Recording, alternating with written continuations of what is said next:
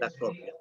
Entonces, vamos a entrar en esta última etapa de la teología propia, que es el estudio acerca de Dios, o como lo llaman los sistemáticos, doctrina cristiana que se carga del estudio acerca de la persona de Dios. Eso es teología propia.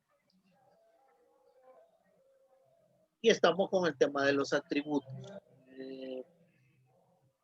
Esto de los atributos nos puede acercar a definir el tema de la personalidad de Dios para poder conocerlo y comprenderlo. Algunos combinan este tema de los atributos de Dios y hablan de que para formar la idea de la personalidad de Dios se entiende como intelecto, sensibilidad y voluntad. Entender estos conceptos. El intelecto que tiene que ver con esta inteligencia que dirige todo. Cuando hablamos de sensibilidad, estamos hablando de una sensibilidad deseada. Y cuando hablamos de voluntad, estamos hablando de esta voluntad que determina la dirección que conduce, por ejemplo, los fines racionales. Todas las personas creadas tienen personalidad. Aunque hay algo que distingue la personalidad de Dios con la personalidad de los seres.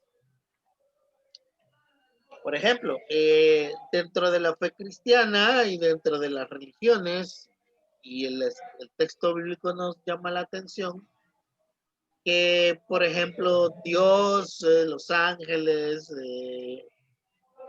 la misma persona de Jesucristo,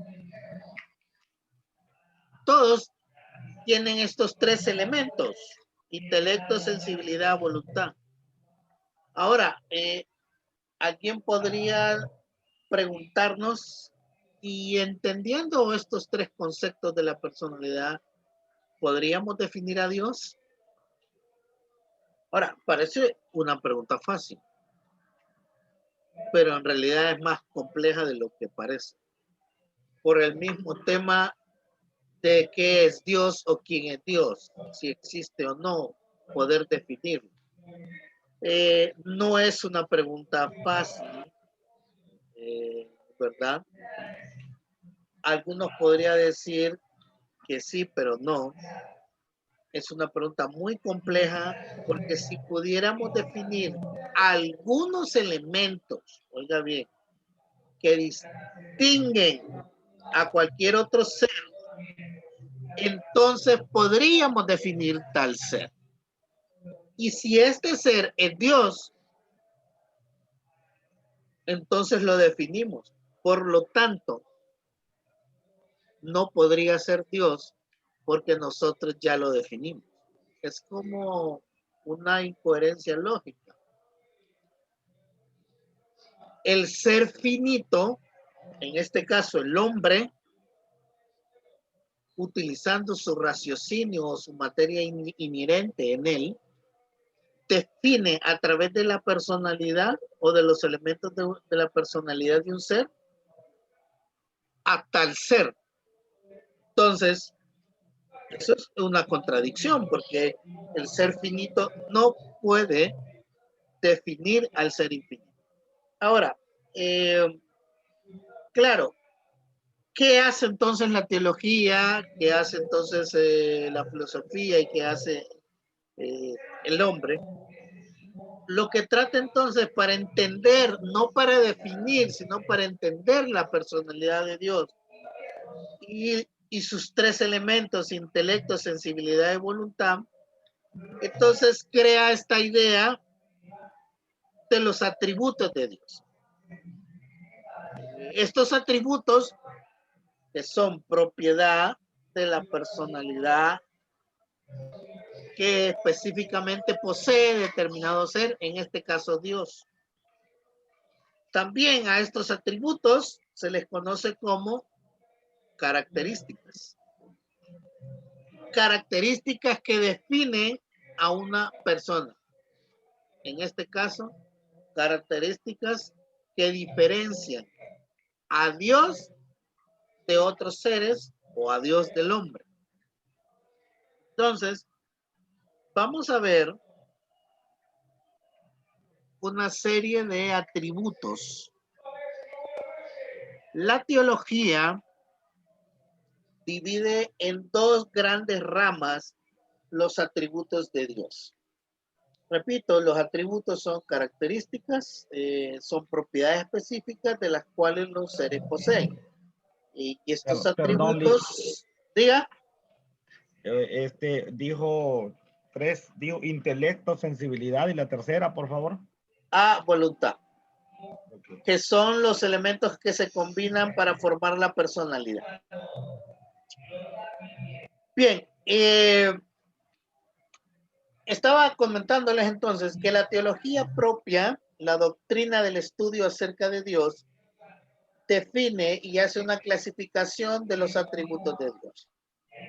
Si ustedes leen diferentes libros de teología sistemática, algunos van a clasificar los atributos de Dios llamándoles los atributos de su personalidad y los atributos inherentes. Otros los vamos a llamar atributos no morales y atributos morales. Bien, cuando hablamos de los atributos de la personalidad, algunos de ellos, como verdad, amor, bondad, justicia o santidad, pueden aplicarse a la persona humana, por eso son llamados atributos morales más adelante. Claro, hay otros como omnisciencia, sensibilidad, voluntad, ¿verdad? Que son propios de la divinidad. Por el otro lado, en los atributos inherentes, que son propios de la divinidad, o sea, los atributos tienen que ver con el carácter de Dios. Él es producto de sus atributos en una relación objetiva. Entonces, la simplicidad, la unidad, la infinidad, la eternidad, la inmutabilidad, estos atributos son propios de la divinidad. Bien, no sé si tienen algún comentario hasta ahora. Voy a dejar siempre espacio para preguntas y respuestas. Porque el tema de los atributos de Dios, inclusive hasta se ha confundido en algunas doctrinas cristianas, porque algunos piensan que el hombre, desde el punto de vista teológico, puede llegar a ser Dios, ¿verdad? Hasta son conceptos un poco sacados fuera de contexto y sacados, no sé, de la manga de la camisa, como dice. Pero bueno, los atributos propios de Dios son para Él. Solo Él le pertenece. Nadie, ningún ser, dice la doctrina cristiana, en este caso la teología cristiana, argumenta que ningún ser humano, angelical, el universo mismo, estos atributos de simplicidad, unidad, infinidad, eternidad, inmutabilidad, soberanía, etcétera, solo a Dios le pertenece. O sea, los demás atributos que tienen que ver con la personalidad de Dios, claro que los podemos encontrar en menor escala dentro de la creación, en este caso dentro del hombre. Que ya los vamos a ver. Pero no sé si tienen algún comentario hasta acá sobre una pregunta, esto de los atributos. Dígame. Los atributos de omnisciencia, omnipotencia y omnipresencia, ¿en qué categoría entran? Estos atributos, que son los atributos no morales, o sea, entran en la categoría de inherentes. Okay. Entran en la categoría de inherentes. Ya atributos, por ejemplo, como el amor, que para nosotros Morales. eso entra en la categoría de morales, es un sentimiento, el ser humano los muestra. De hecho, podemos hablar de la personalidad del hombre basándonos en este atributo del amor, por ejemplo. Lo que hace este tema de la naturaleza de Dios, hablando de los atributos, es diferenciar la escala divina con su creación, en este caso con el hombre. Para nosotros entender de manera racional algo acerca de Dios, entonces la doctrina cristiana crea esta dimensión de los atributos de Dios. Y entonces le da esta categoría, por ejemplo, es 100% santo, está presente en toda la historia, tiene poder o es todopoderoso, que está relacionado con los nombres, que también es otra dimensión, otra categoría donde nosotros vamos a poder entender acerca de ellos. Esto que, sí, dígame. Perdón, otro nombre, ¿verdad? Son los o inherentes. Se dice, ¿verdad? Atributos comunicables y atributos no comunicables. Correcto. Sí, Y como Bertos dice creo usted, que lo hace así, o hay otras teologías. Los y como dice usted, comunicables serían los morales y los incomunicables son los que no tienen esa categoría, también llamados inherentes. Dígame. y como dice usted también, ¿verdad? Que lo podemos ver a una menor escala en nosotros, prácticamente cuando habla del atributo de la eternidad. O sea, es un atributo no comunicable. Pero cuando dice la Biblia que nosotros vamos a vivir por siempre con Él, prácticamente ese atributo lo vamos a vivir nosotros. Solo que ese atributo está ligado a que Dios no fue creado. O sea, el ser, la cuestión de la eternidad tiene que ver con que siempre ha existido y el hombre no siempre ha existido. Desde el punto de vista de la teología, sí, el hombre, independientemente para dónde vaya después de muerto, o vivo, o su alma, dice la teología y la doctrina cristiana que va a vivir. Pero está más relacionado ese atributo con que siempre ha existido. Entonces, Dios es eterno, pero es que fue increado, no fue creado. Y el ser humano sí, la naturaleza. Bien, vamos a ver entonces esa clasificación y la vamos a llamar aquí atributos no morales y atributos morales. Insisto, los no morales son los incomunicables o los inherentes. ¿Ok? Les puedo hacer esa pregunta en cualquier momento, en algún quiz. Atributos no morales son los incomunicables o los inherentes. Bien, voy a seguir compartiendo entonces donde nos habíamos quedado. Escucho un micrófono por ahí, tal vez me lo apagan, por favor. No sé, no logro identificar cuál es. Gracias. Vamos con los atributos entonces no morales.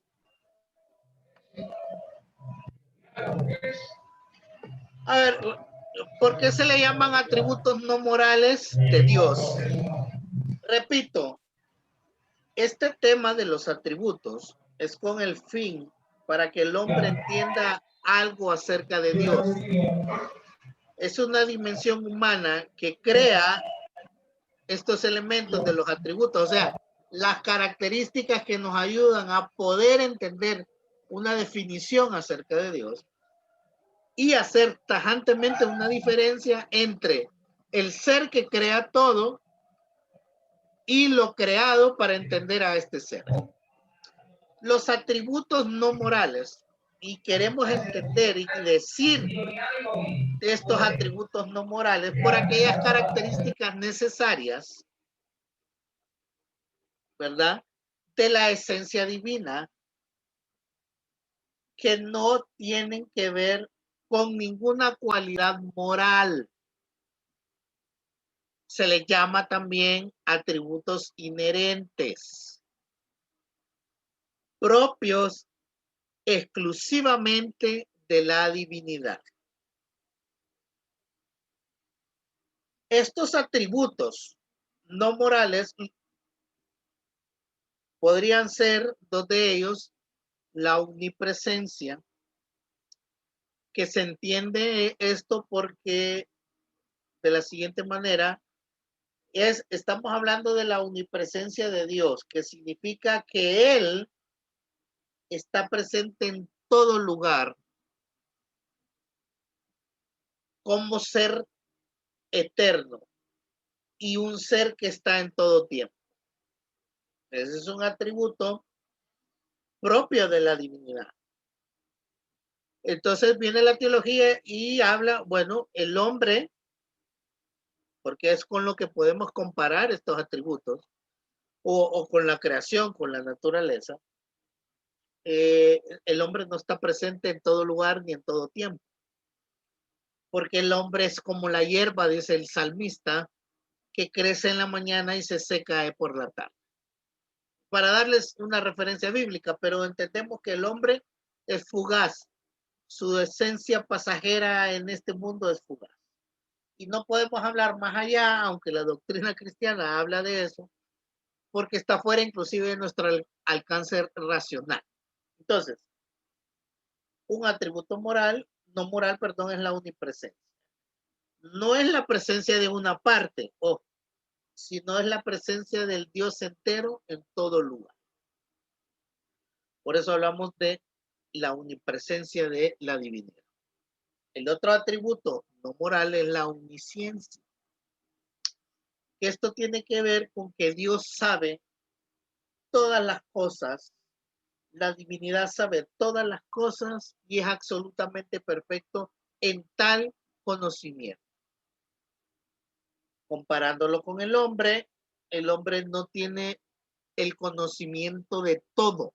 Y cuando hablamos todo, estamos encerrando este concepto de absoluto, de las cuestiones absolutas. El hombre no tiene tal conocimiento.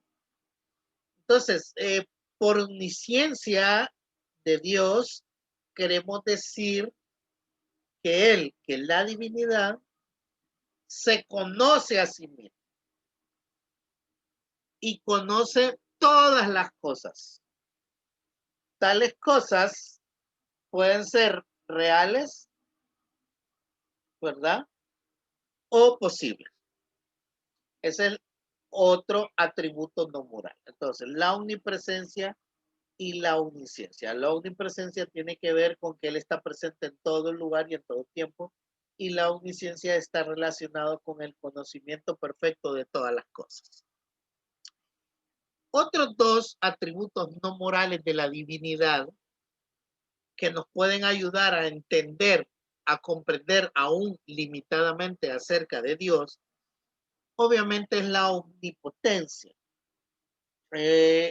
Como a Dios se le acredita la creación de todo, se le permite hacer todo lo que Él es y todo lo que Él desea, sobre todo. Esto de la omnipotencia. Por omnipotencia entiende la teología, y queremos decir con esto de que Él tiene la capacidad, Dios, la divinidad, o lo que entendamos acerca de la divinidad, tiene la capacidad de hacer lo que Él desea. Eso es la omnipotencia. Claro, su poder no conoce fronteras, dice la teología, no conoce límites. La Biblia, hablando escrituralmente o utilizando argumentos escriturales, dice que Dios es todopoderoso. De hecho, cuando veamos sus nombres, vamos a entender otras características de la esencia de Dios que nos puede acercar a comprender. Cuarto atributo no moral es la inmutabilidad. Y repito, estos conceptos que los ha creado inclusive el pensamiento humano durante muchos años, siglos, estos conceptos los crea el hombre para entender algo acerca de Dios. Claro, no vamos a descartar también que Dios le da inteligencia al hombre para que crea estos conceptos, ¿verdad? También. ¿Qué entendemos por inmutabilidad? Por ejemplo, Dios es absolutamente incambiable. Él no cambia. Todo cambio debe ser para mejorar o para empeorar en el caso del hombre. Pero Dios no puede hacer esto ni para mejorar ni para empeorar, porque entonces también estaríamos catalogando a Dios como el humano o como el ser. Recuerden, Él es perfecto. No puede cambiar para ninguna de las dos vías. Por tal razón, entonces hablamos que de Él no cambia. Porque si Dios cambiara, que por cierto, tiene la capacidad de hacerlo, ¿verdad? Pero aún estaríamos entrando en una contradicción del mismo. Porque si Dios cambia, dejaría de ser Dios también. ¿Ah? Entonces, cuando nosotros analizamos todos estos atributos en nuestra pequeña lógica humana, entendemos algo acerca de Dios. Todo lo puede, está presente en todo tiempo, lo comprende todo y no cambia. Por eso hablamos de inmutabilidad.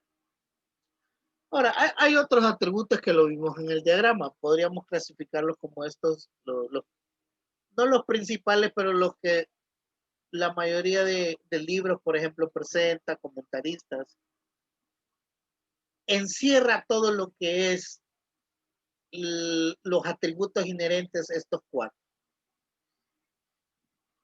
Seguimos con los morales.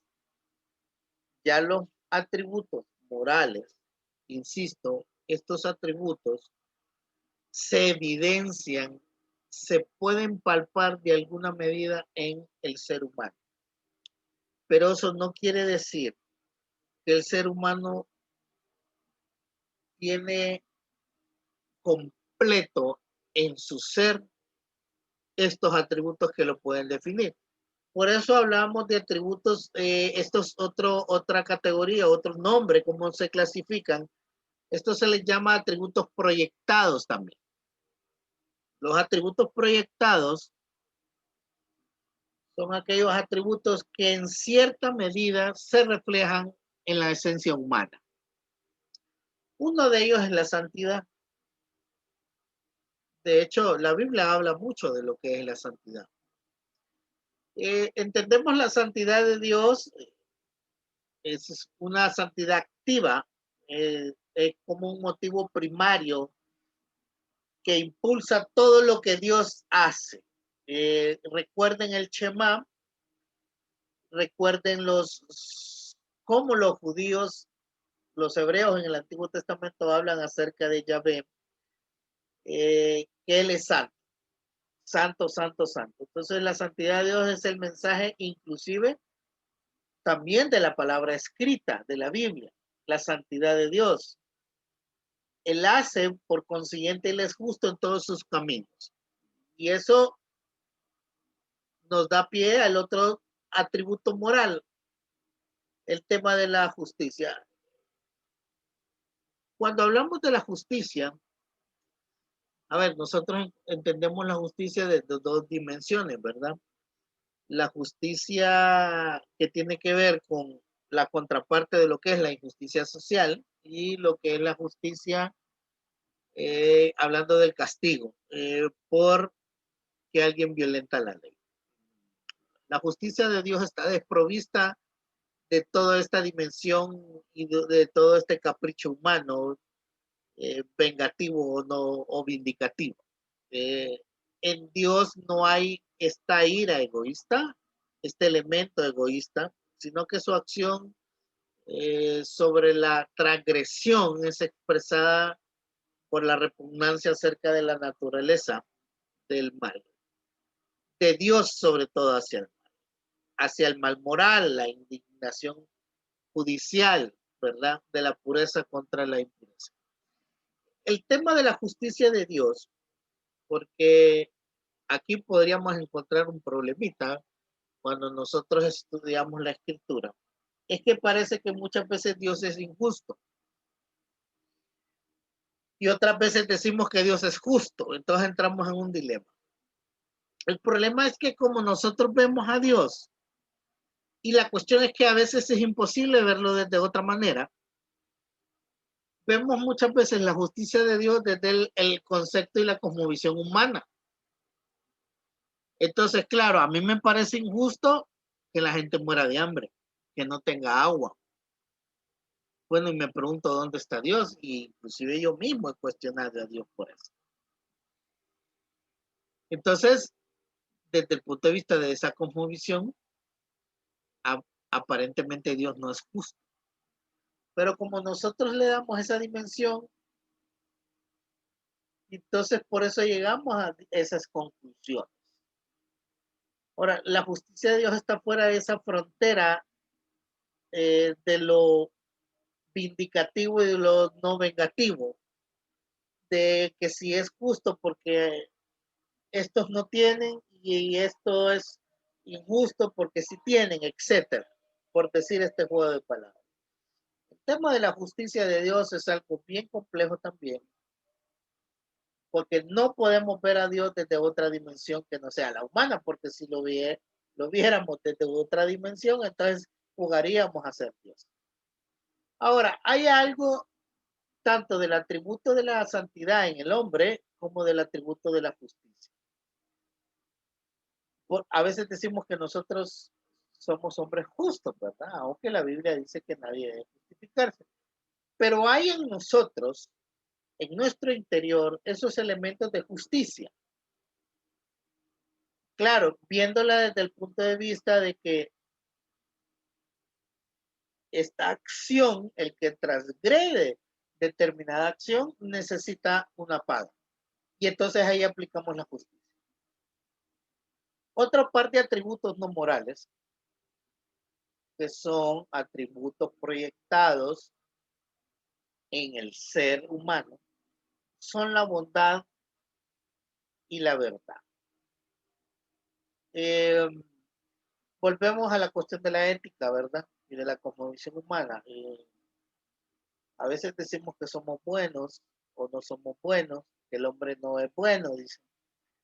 Pero en el ser humano hay bondad. Acabamos de hablar de la compasión en la entrada del curso.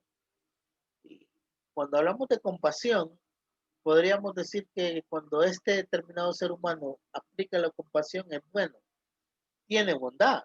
Ahí está el atributo proyectado. Ahora, la bondad de Dios incluye todas las cualidades, por ejemplo, que responden a nuestro concepto de una persona ideal.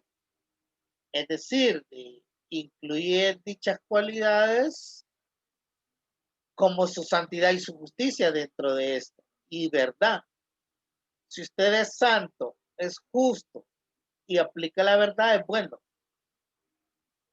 Si tiene amor, si tiene benevolencia, si tiene misericordia, si tiene gracia. Entonces el atributo de la bondad incluye todas estas cualidades que responden a un concepto de la persona ideal. Por eso hablamos Dios es bueno. Está entonces el otro atributo de la verdad. El carácter de Dios se tiene en cuenta, por ejemplo, cuando se le llama el Dios de la verdad. Aunque para nosotros, si lo vemos desde el punto de vista humano, vamos a entender esto de la verdad como la verdad no es absoluta. Sí, yo creo que la verdad no es absoluta. Es relativa a las cuestiones de la verdad. Ahora, inclusive en materia de Dios.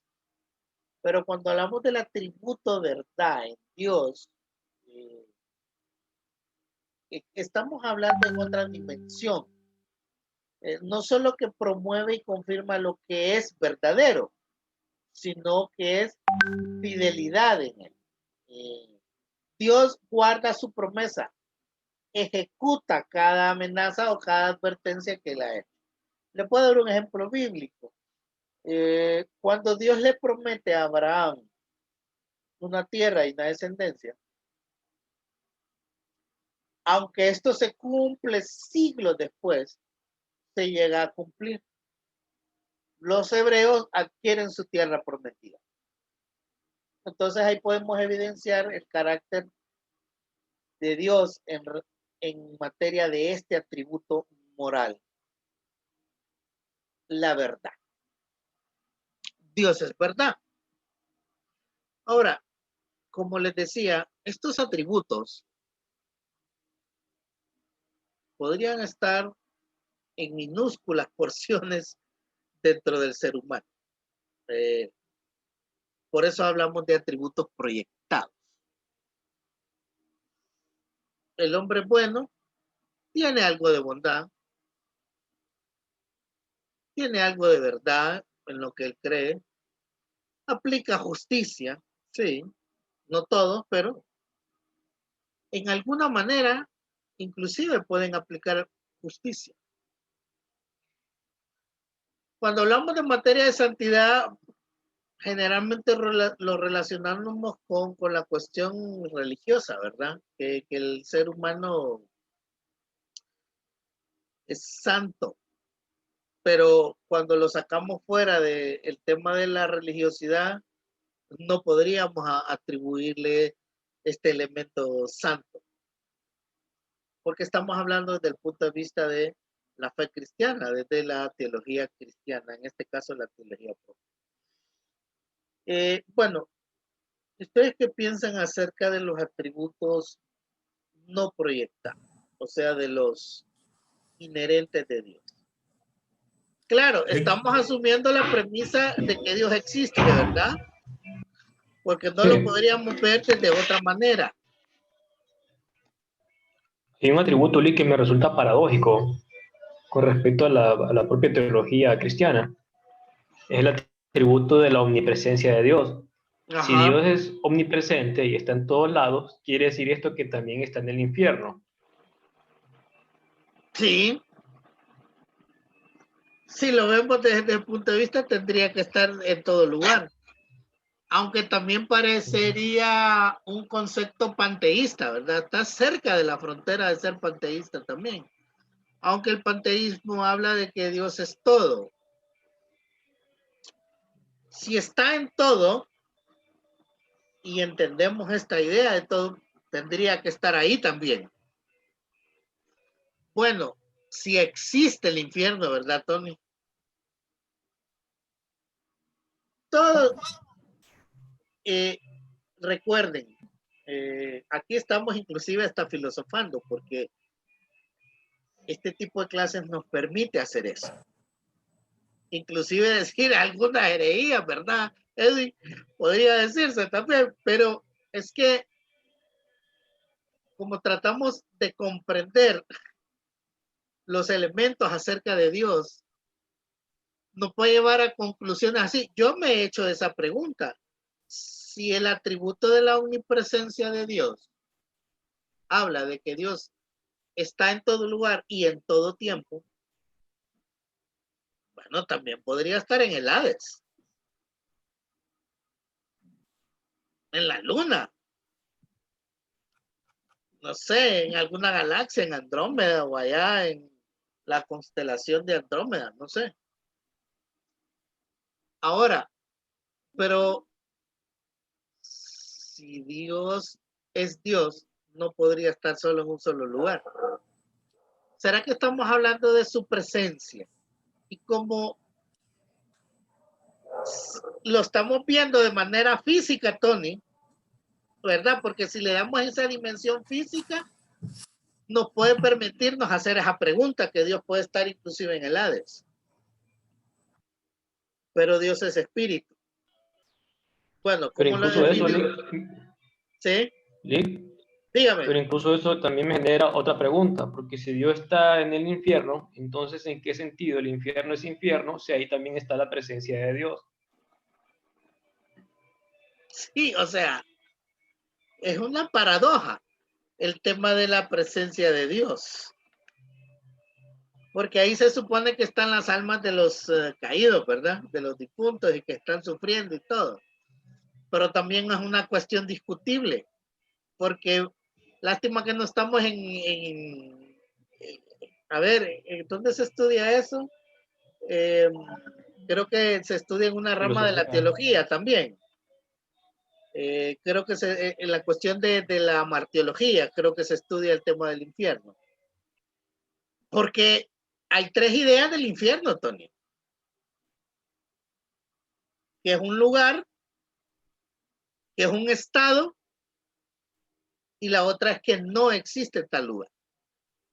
Entonces, podríamos entrar en esa discusión, pero regresando al tema de la teología propia, Edwin, ¿cómo podríamos comprender estos temas de los atributos, tanto proyectados como inherentes?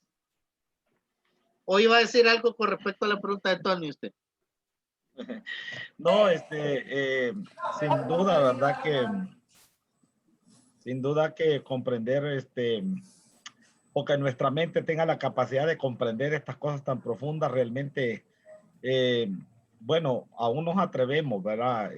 La idea de tratar de definir o estudiar a Dios es demasiado atrevido de parte nuestra, pero pues la teología nos lo permite. Y bueno, mire, Dios es Dios y yo digo que Dios puede estar en el infierno, yo digo que sí.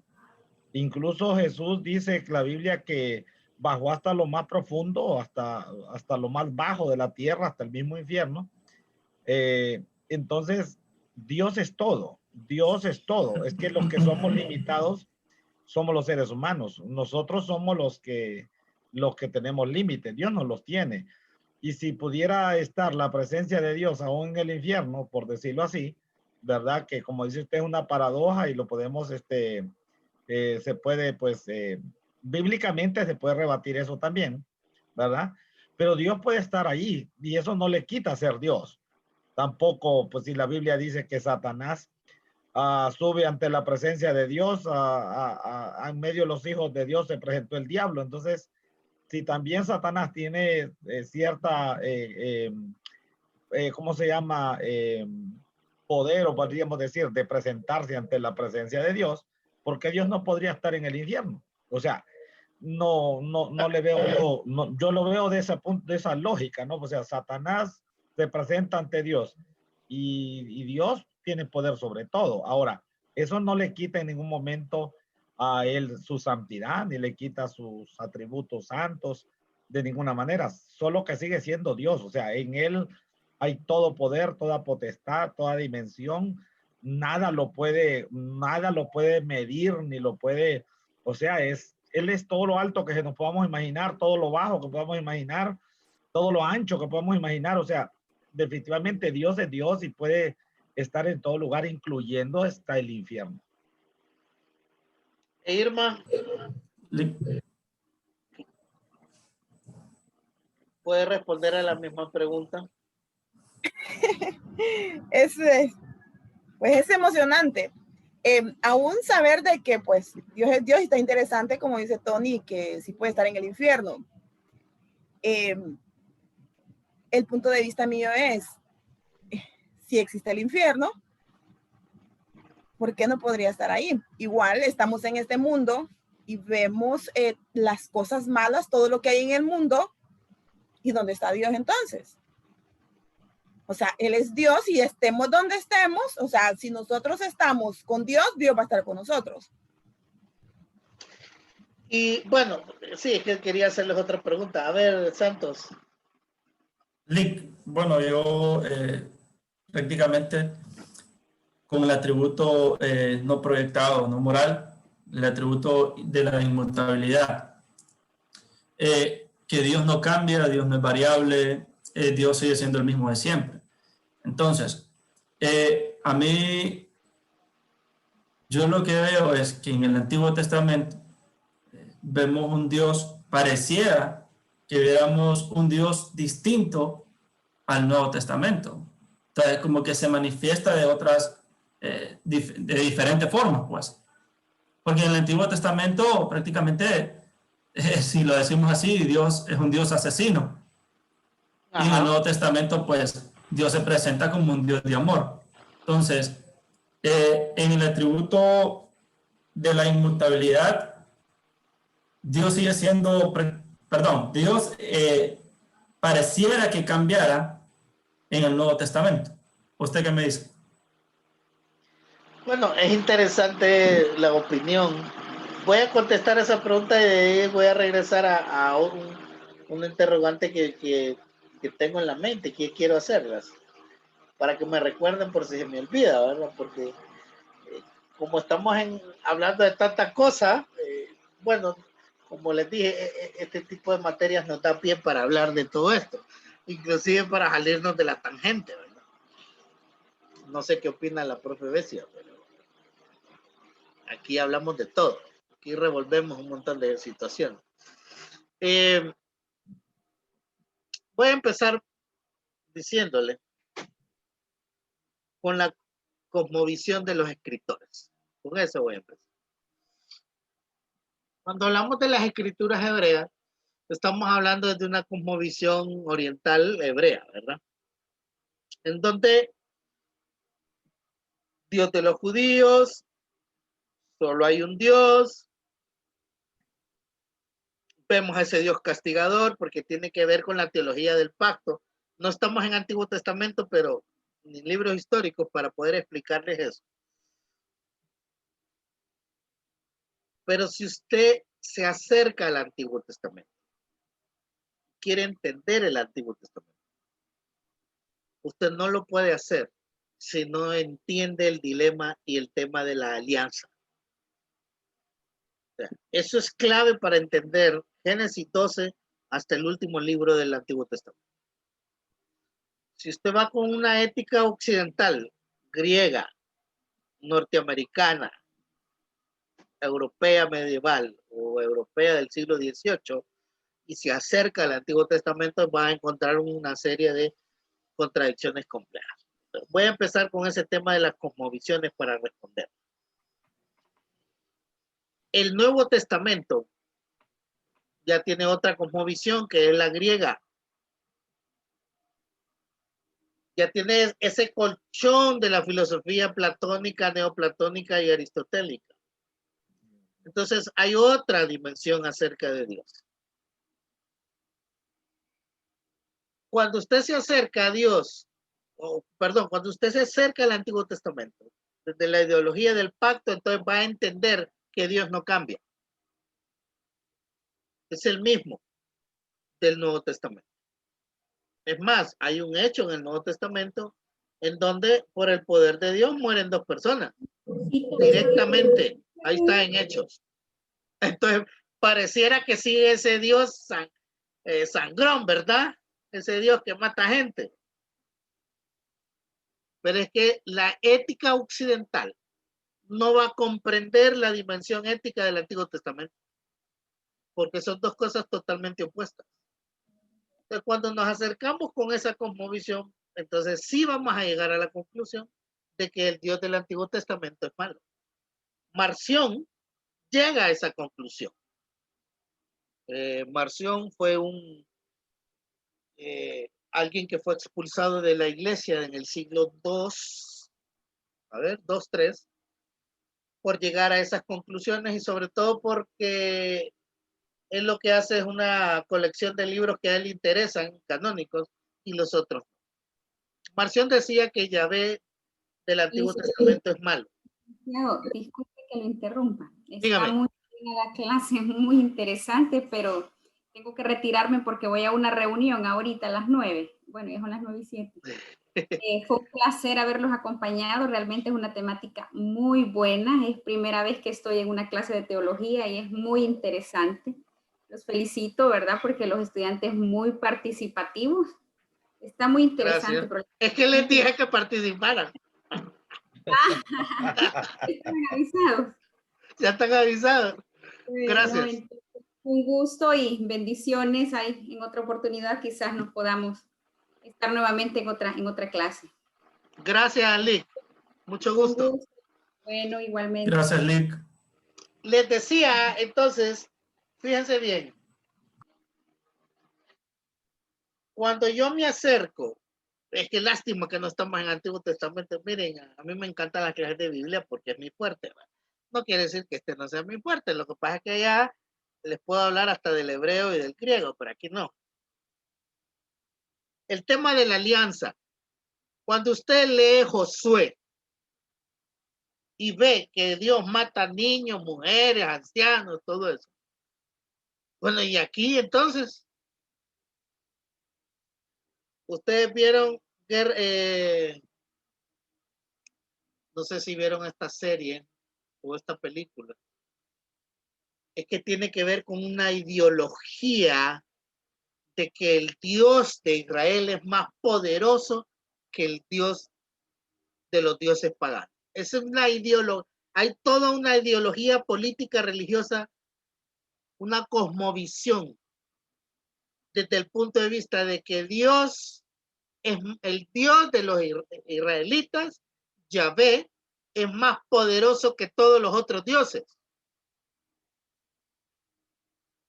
Inclusive, pareciera que la Biblia no niega que existen otros dioses. Habla que el Dios de Israel es más poderoso. Entonces, cuando usted estudia el tema de la alianza y se da cuenta que la conquista cananea es nada menos ni nada más una victoria de Dios sobre los dioses cananeos, entonces sí entendemos el tema del pacto. Ahora, en la ley, Dios cuida del huérfano, de la viuda, del anciano, del que está preso, del que está huyendo, perdón de las deudas. Y entonces Dios no puede ser malo totalmente. Entonces, esa ideología, y por eso le es cuestión de la cuestión ética, ¿verdad? Cuando yo me acerco a la ética occidental, al Antiguo Testamento, voy a sacar esas conclusiones. Al final, es muy difícil extraernos de la ética. Por eso a veces yo les pregunto, bueno, con Tony no tengo ese problema, pero a veces les digo a ustedes, dejen de ser cristianos por un momento. Porque a veces para entender ciertas cosas hay que extraernos de prejuicios sobre todo. Entonces, Santos, en el Nuevo Testamento sí encontramos al Dios de amor, al Dios salvador, pero es el mismo.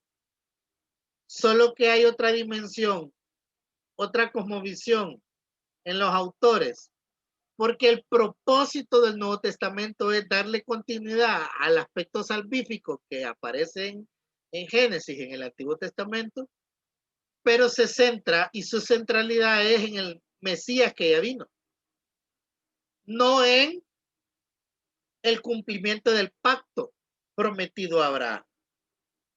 Entonces aquí no hay necesidad de que Israel combata, gane guerras, establezca un reino, haya profetas, haya jueces. No, aquí es la centralidad en la predicación del evangelión por parte de Jesús y después que los apóstoles predican el querigma. Y ahí se centra. Entonces encontramos otra dimensión. Por eso es cuestión de cosmovisiones. Cosmovisión oriental, cosmovisión griega. Dualismo griego, Nuevo Testamento. No existe esa división dualista en el Nuevo Testamento. Es más, esas ideas de infierno, de demonios, de ángeles, es griega. Es griega. Y si ustedes estudian los demonios, se dan cuenta que no existe la figura de ángel, sino demonios buenos y demonios malos. Así de sencillo. Por eso es que entender a Dios desde una cosmovisión integral es muy compleja. Y sí, yo en algún momento he dicho que me atrevo, ¿verdad? Que no me caiga un rayo. Escucha, Dios parece injusto. Pero la justicia de Dios no hay que verla en dimensiones humanas. sino en que Él es un ser perfecto. Ahora, yo les iba a hacer una pregunta. Si Dios ha estado en todo tiempo, claro, porque Él es Dios, y viendo esto de la justicia social y de la justicia y del amor, ¿por qué Dios no estuvo en la Segunda Guerra Mundial, por ejemplo, que murió mucha gente? ¿Por qué Dios no intervino con los asesinatos en las dictaduras africanas, en los 70, los 80? Una de las personas que más mató gente fue Mao Zedong, tipo liquidó en la peste bubónica del siglo XIII o XIV, creo que fue. ¿Por qué no salvó a los musulmanes de los herejes cristianos? Por decir así.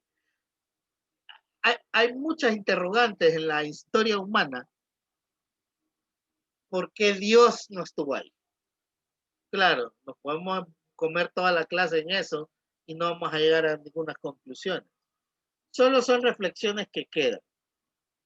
Ahora, vamos a ver lo que es la trascendencia y la inmanencia de Dios en este último tramo de la teología propia. Fíjense bien. Cuando hablamos de inmanencia, estamos hablando de que hay una cercanía y a la vez una distancia de Dios. Para la cosmovisión cristiana, para la teología cristiana, para la doctrina cristiana, Dios está cerca de nosotros, ¿verdad? Desde el punto de vista de la fe. Pero también hay una enorme distancia entre Dios y la creación. La naturaleza de Dios se refiere a estos dos conceptos, que es la trascendencia y la inmanencia. La concepción teísta ortodoxa de ambos conceptos, esto lo dice Erickson en la página 328, para los que ya tienen el libro, cuando se resalta una por encima de la otra, o sea que Dios es inmanente o más trascendente, se pierde esta idea ortodoxa porque se enfatiza en o la inmanencia que o la trascendencia, y aquí perdemos esa concepción de un Dios personal. Ahora, cuando hablamos de la inmanencia, estamos hablando de que es la presencia activa del ser divino en la naturaleza, en el hombre y en la historia. Dios está permanentemente activo en su creación, en la historia humana. Y cuando hablamos de la creación, es la naturaleza del hombre. Por eso, a veces la concepción deísta con D pierde este concepto, porque para el deísmo, para los deístas que creen en Dios, pero no en la presencia activa en su creación, ahí Dios no es inmanente. Repito, el concepto de inmanencia tiene que ver con una presencia activa. No solo presencia, sino que sigue ejerciendo dominio. Y la trascendencia, y cuando hablamos que Dios es trascendente, es que Dios, separado a la vez e independiente de la naturaleza, porque podríamos llegar a una conclusión animista o a una conclusión parecida al budismo. No es que estoy criticando el budismo, solo que en el budismo usted se hace uno con el universo. Pero en el concepto teológico cristiano, teísta, la trascendencia de Dios tiene que ver que Él es separado de su creación, pero a la vez, y es independiente de su naturaleza y su humanidad y su creación. O sea, Dios no es ni la naturaleza, ni su creación, ni su historia. Él las crea más bien, está separado. Y tiene cierta dependencia la naturaleza, la humanidad y la historia de Dios. Por eso Dios es trascendente. En su misma trascendencia permite esta separación y esta independencia. Es como es la independencia de los poderes, ¿verdad? Legislativo, judicial y el otro. Esto tiene el propósito de esto que hemos visto, tiene como propósito que nosotros nos acerquemos a estas ideas acerca de Dios. Claro, no es suficiente para la mente humana estos conceptos. Entonces ha creado otra serie de doctrinas como los nombres de Dios, que exclusivamente son extraídos de la tradición escrita, en este caso las Sagradas Escrituras, para que podamos entender los pobres mortales que somos nosotros algo acerca de Dios. Y tiene que ver con los nombres. Estamos en el tema de la personalidad de Dios. Cuando leemos en la Escritura acerca de los nombres de Dios, yo le voy a decir algo. Para las personas en el Oriente, y no solo estoy hablando de la cultura hebrea exclusivamente, estoy hablando de la cultura china, africana, Medio Oriente, árabes, fenicios, babilonios, hebreos, egipcios. Todas estas culturas, los nombres de las personas tenían cierta dimensión porque tenían que ver con el futuro, con su propia existencia, con su naturaleza. Por eso decimos que cuando leemos en la Biblia que Dios da nombres a ciertas personas o cosas, estos nombres tienen un gran significado y nos dan una idea de la naturaleza de las personas, de las cosas que designan dichos nombres. Este mismo concepto se aplica a Dios. Por ejemplo, yo les podría preguntar a ustedes,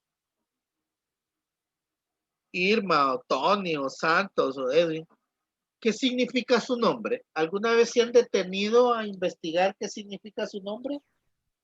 Sí, yo sé. ¿Quién habló? Yo, Tony. Tony, por ejemplo, ¿su nombre es Tony o es Tomás? No, mi nombre es Tony. Tony, ¿qué significa Tony? El que se destaca entre todos. Ah, bueno, qué bien, qué bien. Tony significa el que se destaca entre todos. Entonces, fíjense, jóvenes ilustres, que esto tiene que ver, y si Tony se apropia de ese significado, puede distinguir su naturaleza, puede distinguir su futuro, puede distinguir su propia existencia. Él puede guiar su enfoque de vida basándose en el significado de su nombre. Esa misma idea de los nombres, del significado, porque les voy a decir, hay nombres que significan cosas terribles, entonces pareciera que el resto de su vida va a estar determinado por el significado del nombre. La importancia del estudio de los nombres de Dios estriba o cae en que cada uno de ellos, cada significado, nos revela algo importante del carácter de Dios. Y nos muestra una faceta de su personalidad. Y nos muestra una faceta de su relación con el ser humano. Entonces, vamos a ver, porque les voy a recomendar un libro, acuérdense, sobre los nombres de Dios, de una editorial protestante. Ahí pueden hacer ustedes todo un estudio acerca de Dios. ¿Por qué? Basada en sus nombres. Déjenme ver si lo tengo aquí a la mano. Sí. Voy a hacer una pausa para mostrárselos. Les recomiendo este libro. A ver si lo miran bien. Voces Latinoamericanas, Diccionario de los Nombres de Dios Padre. Editorial Libros Desafío. Es protestante la editorial, pero si están interesados, búsquenlo. No sé si lo ven. En Ciguatepeque hay una librería que se llama El Encuentro. Ahí lo pueden buscar. Es para estudios más amplios acerca de los nombres de Dios. Lo pueden mandar en una captura y se los mando al grupo, ¿les parece? ¿Verdad? Si no lo copiaron. Les estaba diciendo entonces, y no estoy dejando publicidad, ¿verdad? Ni me pagan por enseñarles un libro a ustedes.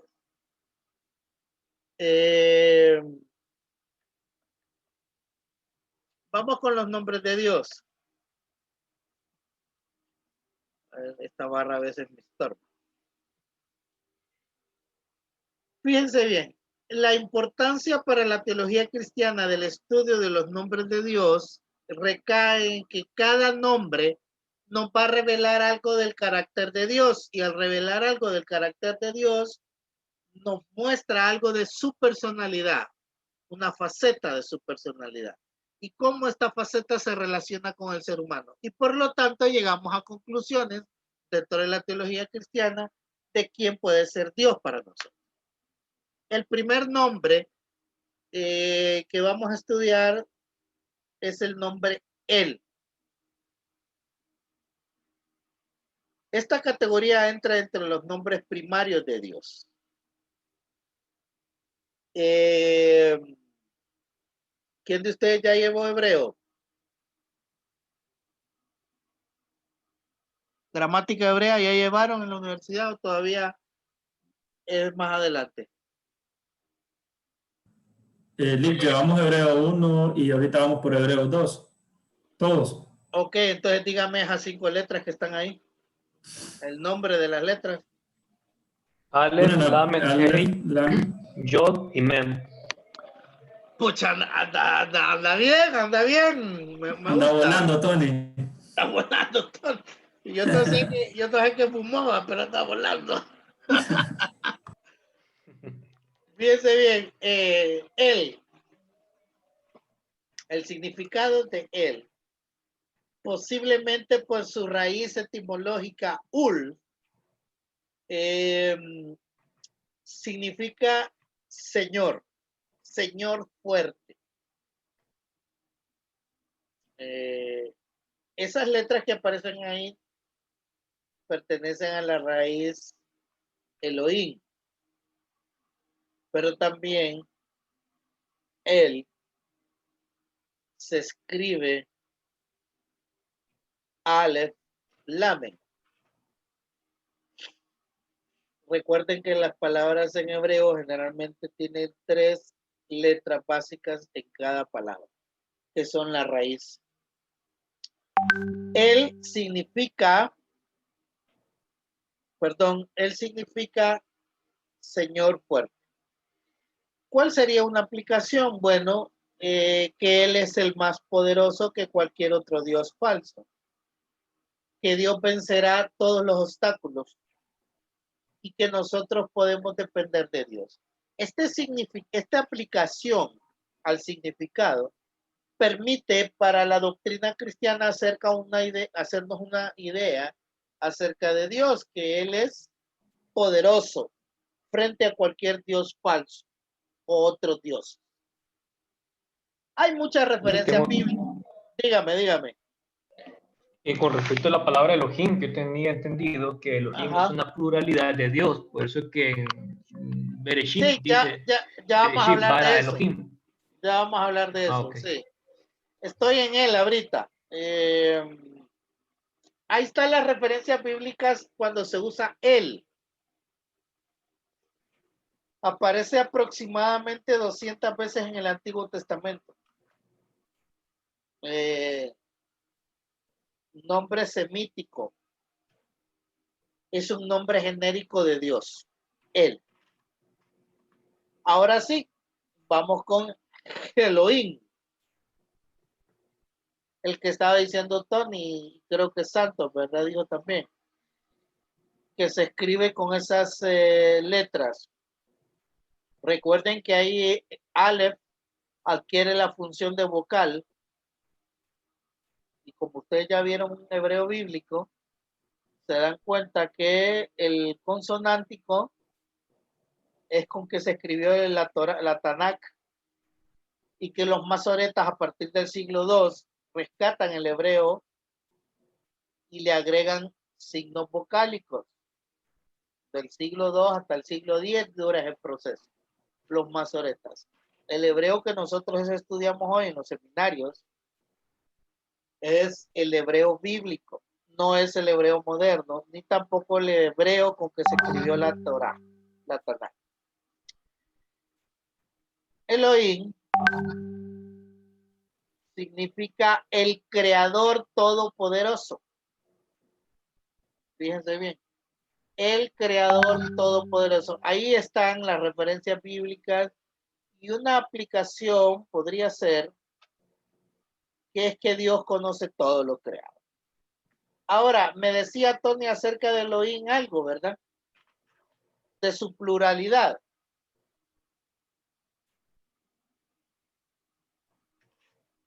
Tony, ¿o fue Sí, Santos? bueno, Dígame.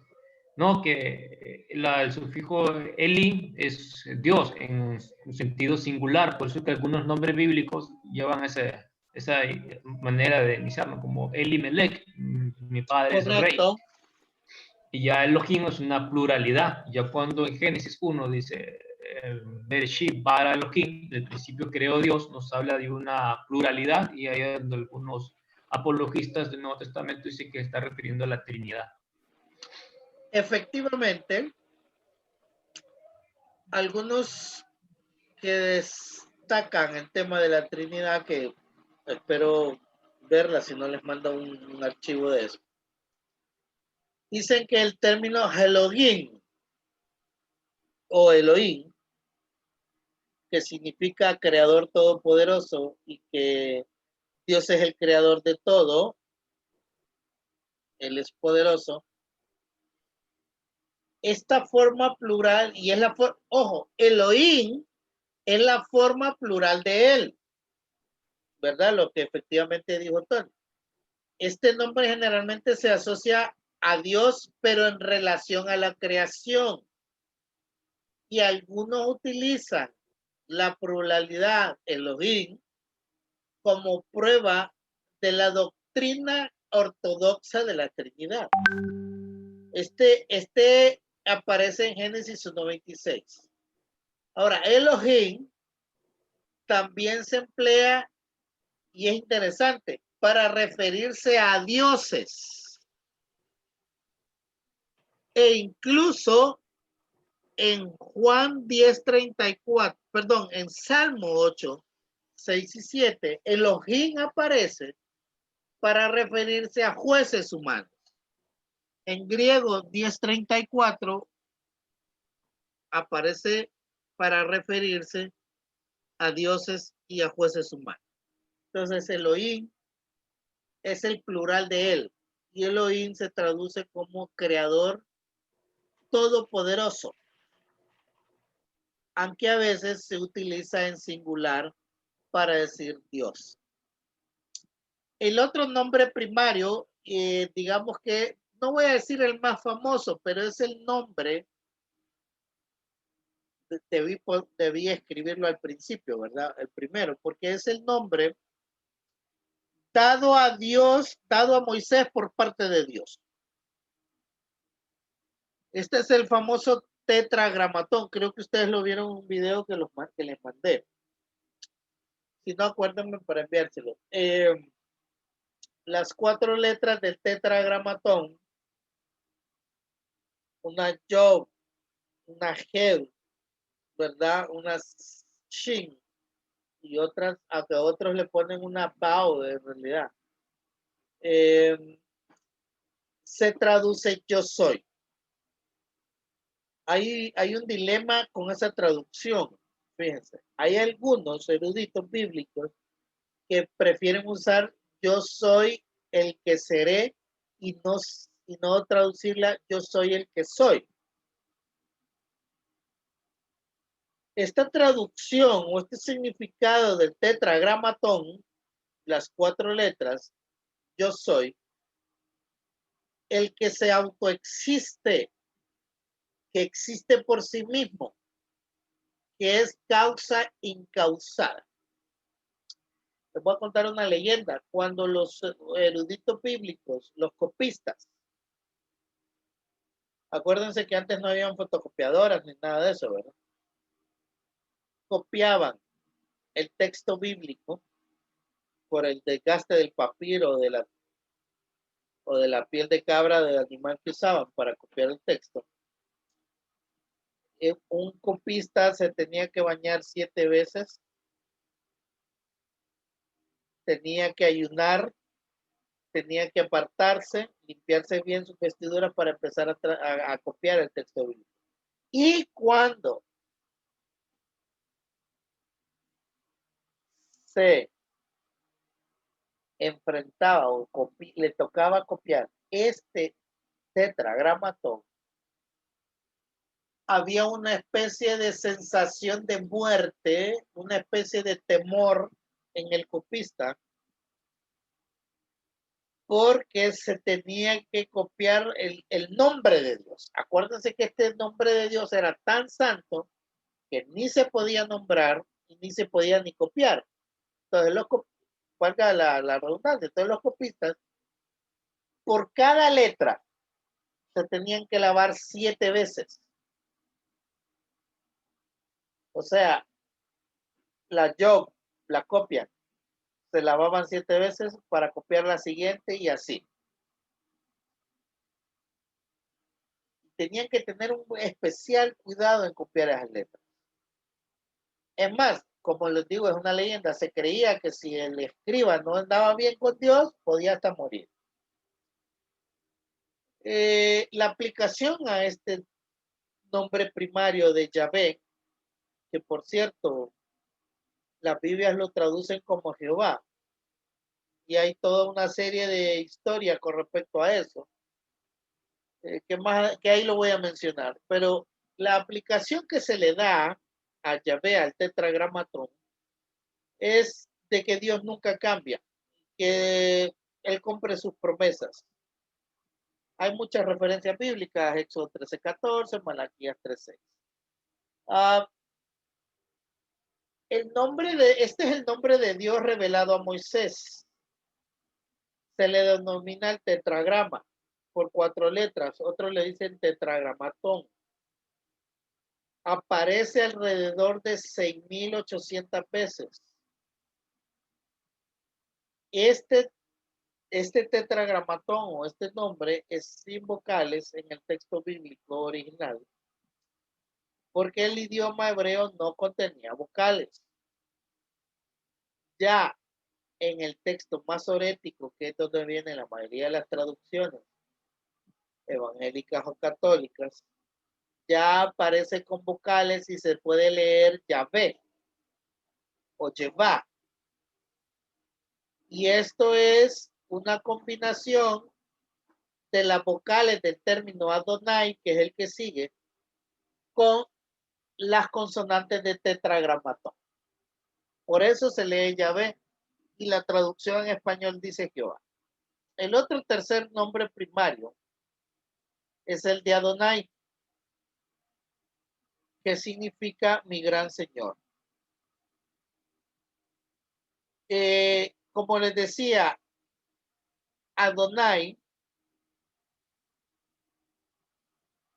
las letras, la Aleph, que aparece al principio, lástima que no tengo el término hebreo, pero la Aleph, que se vuelve vocal A, una vocal corta en Adonai,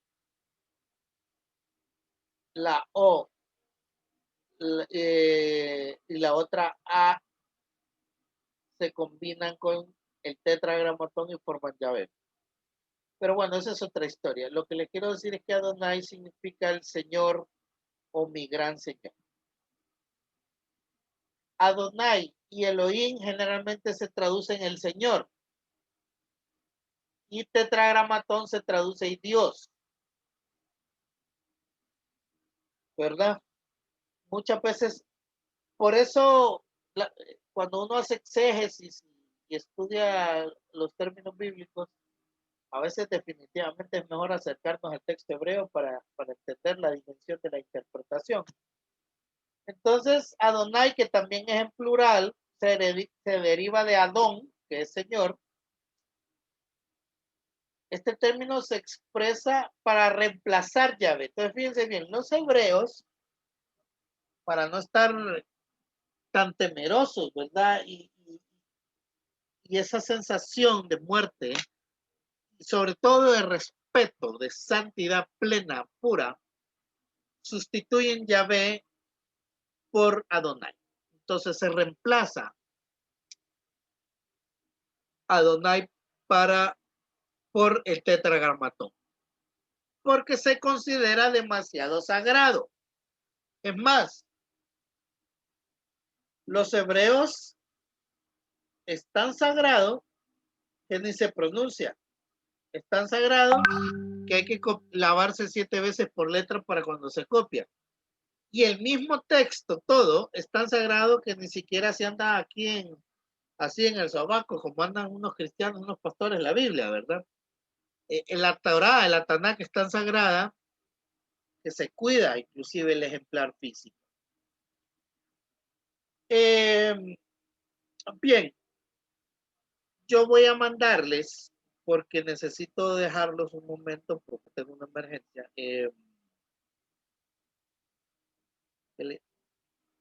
Quiero que hagamos algo. Yo voy a mandarles el resto de la presentación con los nombres, ¿verdad? Para que ustedes los tengan.